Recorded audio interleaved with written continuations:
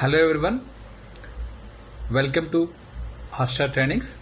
I am Malik, trainer for data engineering using AWS Cloud Platform, and today we have started a training and discussed about what is data engineering and what is the role of a data engineer in IT industry, and also we have discussed about what are the skills required to become a data engineer and the job opportunities and the salaries in different countries.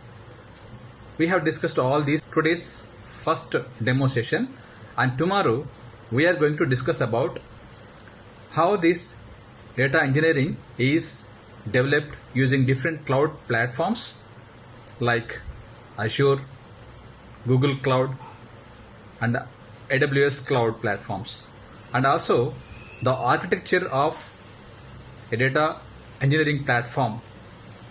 So that we are going to discuss tomorrow's demo session.